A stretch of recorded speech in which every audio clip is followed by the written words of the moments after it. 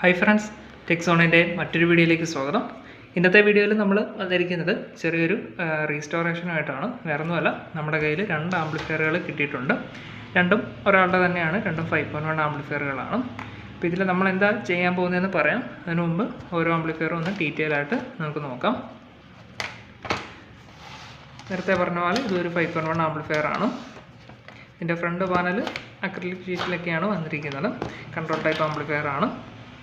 സാധാരണ പോലെ ഒരു USB പാനലും ബാക്കി കൺട്രോൾസുമാണ് വന്നിരിക്കുന്നത്. ക്യാബിൻ വരുന്നത് 3 ഇഞ്ച് ഹൈറ്റ് വരുന്ന ചെറിയ ക്യാബിനാണ്. ഓക്കെ, ബാക്ക് സൈഡിലും input socket, speaker socket, cord വയറുമാണ് വന്നിരിക്കുന്നത്.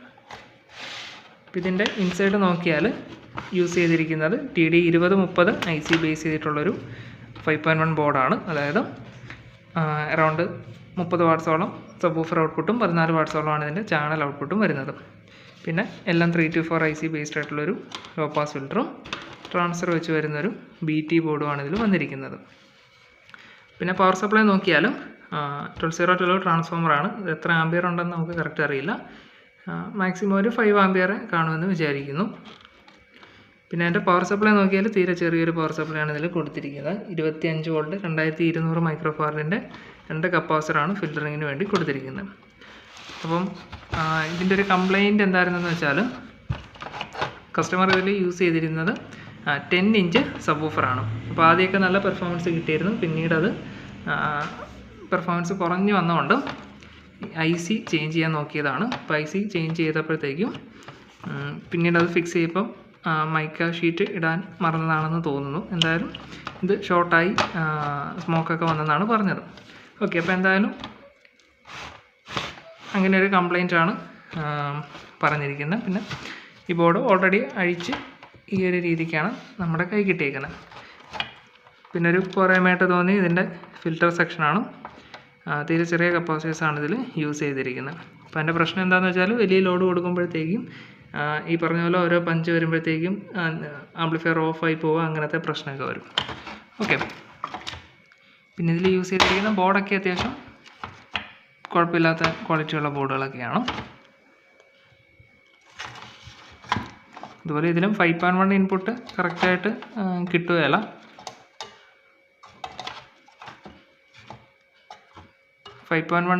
DVD ഇൻപുട്ടിൽ FL/FR മാത്രമേ ഇതിലും സ്വിച്ച് ചെയ്ത് വരുള്ളൂ. അതായത് നിങ്ങൾ എക്സ്റ്റേണലായിട്ട് ഓഡിയോ റഷോ അങ്ങനത്തെ ഡിവൈസൊക്കെ യൂസ് ചെയ്താലും ഈ ഒരു ആംപ്ലിഫയർ കൊണ്ട് കാര്യമില്ല. ഇതുപോലെ ഫാനും മിസ്സിങ് ആണ്. ഓക്കെ, അപ്പോൾ ഇത്രയാണ് ഈ ഒരു ആംപ്ലിഫയറിൻ്റെ ഒരു സിറ്റുവേഷൻ. പിന്നെ വന്നിരിക്കുന്നത് ഈ ആംപ്ലിഫയറാണ്. ഇത് വാങ്ങിയതാണ്, വെളിയിൽ നിന്ന് കടയിൽ നിന്ന് വാങ്ങിയതാണ്. അറൗണ്ട് 4500 സംതിങ് രൂപ ഇതിനായെന്നാണ് പറഞ്ഞത്. അപ്പോൾ അതിനുള്ളതുണ്ടോ ഇതെന്ന് എനിക്ക് തോന്നുന്നില്ല. ഓക്കെ, നമ്മളല്ലാതെ വാങ്ങിച്ച് ഷോപ്പിൽ നിന്നല്ലാതെ നമ്മൾ സ്വന്തമായിട്ട് ബോർഡ് വാങ്ങിച്ച് ചെയ്താലും അത്രയാവുമെന്ന് തോന്നുന്നില്ല. എന്തായാലും അതാണ് ഈ ഒരു ആംപ്ലിഫയറിൻ്റെ അവസ്ഥ. പിന്നെ വരുന്നത് ഇതാണ്. ഇത് കുറച്ച് നാൾ മുമ്പ് വേറൊരാൾ സ്വന്തം ആവശ്യത്തിന് വേണ്ടി അസംബിൾ ചെയ്തതാണ്. ഇത് വന്നിരിക്കുന്നത് 19 mm ഹൈറ്റ് വരുന്ന വലിയ ക്യാബിനിൽ, അത്യാവശ്യം നല്ല ക്യാബിനിലാണ്. അതുപോലെ USB പാനലൊന്നും ഇതിൽ വന്നിട്ടില്ല. നമ്മുടെ ബാക്കിൽ RC സോക്കറ്റ് വഴി കൊടുക്കുന്ന ഇൻപുട്ട് മാത്രമേ ഈ ഒരു ആംപ്ലിഫയറിലേക്ക് വരുന്നുള്ളൂ.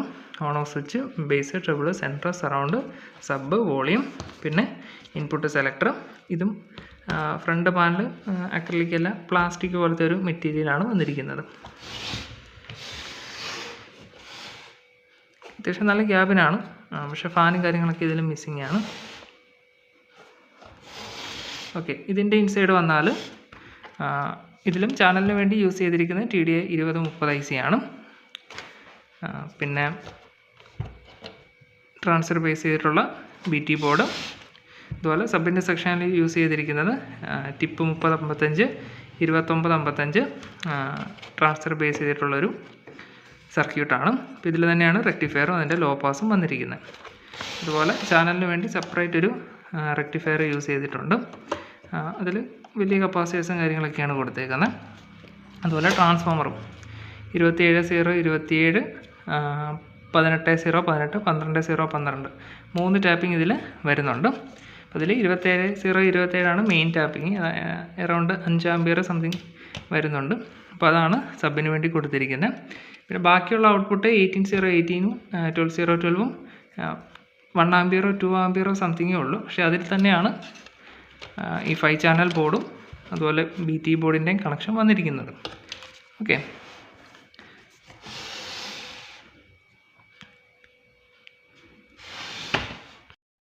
ഫ്രണ്ട്സ്, അപ്പോൾ നമ്മൾ ചെയ്യാൻ ഉദ്ദേശിക്കുന്നത് വേറൊന്നുമല്ല, ഈ 2 ആംപ്ലിഫയറിലെയും നല്ല സ്പെയറുകൾ മാത്രം എടുത്തുകൊണ്ട് ഒന്നുകൂടെ നല്ല രീതിയിൽ ഈ ക്യാബിനിൽ ഒരു ആംപ്ലിഫയർ അസംബിൾ ചെയ്യാനാണ്. അപ്പം ഇതിലെ ബോർഡുകൾ ഏതൊക്കെയാണ് നല്ലതെന്ന് നോക്കണം. കംപ്ലൈൻ്റ് ആയിട്ടുള്ളത് ശരിയാക്കി എടുക്കണം. അതുപോലെ IC 2030 മാറ്റിയിട്ട് FLFR ചാനലിന് വേണ്ടി 2050 IC യൂസ് ചെയ്താൽ കൊള്ളാമെന്നുണ്ട്. അതുപോലെ നമ്മൾ നേരത്തെ ഒരു ചെറിയൊരു സർക്യൂട്ട് ചെയ്തിരുന്നു, ഒരു സറൗണ്ട് എഫക്റ്റ് തരുന്ന ചെറിയൊരു സർക്യൂട്ട്. അപ്പോൾ ആ ഒരു സർക്യൂട്ട് ഇതിൽ ആഡ് ചെയ്യണമെന്നുണ്ട്. പിന്നെ ഒന്നും കൂടെ നീറ്റായിട്ട് വയർ ചെയ്യുക. അതുപോലെ ഒരു ബ്ലൂടൂത്ത് മൊഡ്യൂളും കൂടി ഇതിൽ ആഡ് ചെയ്യുക. അപ്പോൾ ഇത്രയൊക്കെയാണ് നമ്മൾ ഉദ്ദേശിക്കുന്നത്. അപ്പോൾ അതിനുവേണ്ടി ആദ്യം ഈ 2 ആംപ്ലിഫയറിലെയും കംപ്ലീറ്റ് ബോർഡുകളും കാര്യങ്ങളും നമുക്ക് അഴിച്ചെടുത്ത് ഇതൊന്ന് ക്ലീൻ ചെയ്യണം. ഫ്രണ്ട്സ്, അപ്പം 2 ആംപ്ലിഫയറിലെയും കമ്പോണൻസ് സ്പെയർ എല്ലാം അഴിച്ചെടുത്തപ്പോഴത്തേക്കും ഇത്രയും കാര്യങ്ങൾ കിട്ടിയിട്ടുണ്ട്. അപ്പോൾ ഇതിൽ ബോർഡിൻ്റെ സിറ്റുവേഷൻ നോക്കിയാൽ ഇത് 5 ചാനൽ ബോർഡായിരുന്നു. അപ്പോൾ ഇതിൽ ചില IC ഒക്കെ പൊട്ടിയിരിക്കുന്നത് നിങ്ങൾക്ക് കാണാം.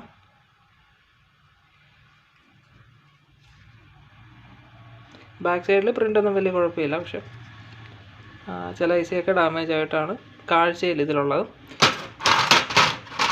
അതുപോലെ ഇത് 5.1ൻ്റെ ബോർഡാണ്. ഇതിലും ഏകദേശം അതേ സിറ്റുവേഷൻ തന്നെയാണ്. പിന്നെ BT ബോർഡൊക്കെ നോക്കിയാൽ കാഴ്ചയിൽ പ്രോബ്ലം ഒന്നുമില്ല. ബാക്കി കണക്ഷൻസ് എല്ലാം കൊടുത്ത് ഇത് വർക്ക് ചെയ്ത് നോക്കിയാൽ നമുക്കറിയാൻ പറ്റുള്ളൂ.